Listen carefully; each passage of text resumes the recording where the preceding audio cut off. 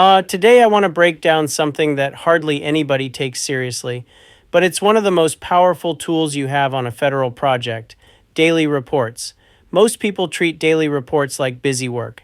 They rush through them, they reuse the same lines day after day, they assume nobody reads them, and then months later, when there's a disagreement, a delay, a compliance problem, suddenly those daily reports become the most important documents on the entire job. Daily reports aren't paperwork. They are evidence. They are your protection. They are the official diary of the job. And when you fill them out correctly, they can be worth tens of thousands, even hundreds of thousands of dollars. Let me show you how to use them the right way. Start with the basics: who was on site, what they did, what equipment was in use, what materials were installed, where work took place. Simple. But the real power of daily reports is documenting impacts. If your team waited 15 minutes for access, write it down. If someone didn't show up, write it down. If your people were stuck waiting for clarification, write it down. If security held up a delivery, write it down. If someone above you changed the sequence, write it down. Daily reports aren't just about the work, they're about the effects on the work. Be specific: time, duration, what happened, who caused it, what the impact was. Weak daily report: crew on site, no issues. Strong daily report: team of 4 delayed 45 minutes waiting on access to room 214.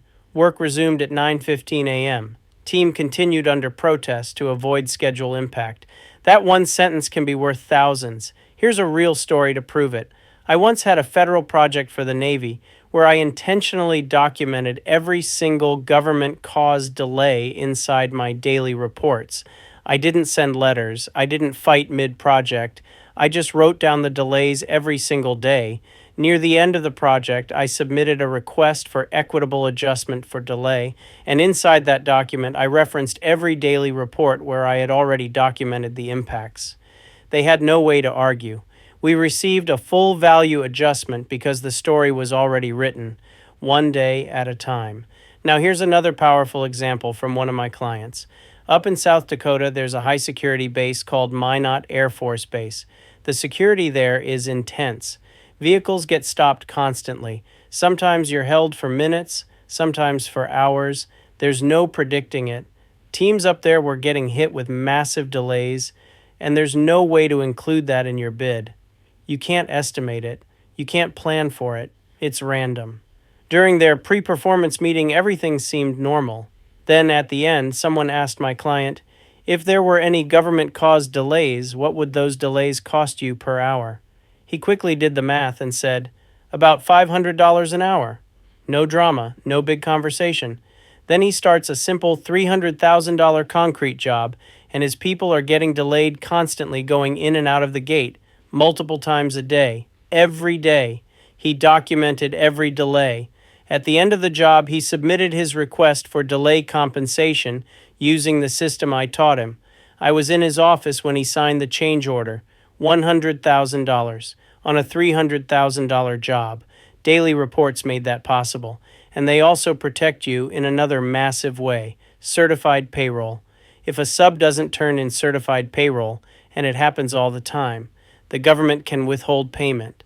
Suddenly you're stuck trying to recreate who worked when, for how long, and performing what trade. But if your daily reports are detailed, you already have everything you need: names, hours, days present, type of work performed. Daily reports become your backup system. They protect you from schedule problems, delays, disagreements, compliance issues, and payment holds. Daily reports aren't for today. They're for the problem you don't even know is coming yet. Once you start documenting daily the right way, everything changes. People stop arguing. Issues get easier to resolve. Your documentation becomes bulletproof. And when you submit a request for equitable adjustment, the timeline is already complete. Daily reports are discipline. They are leverage.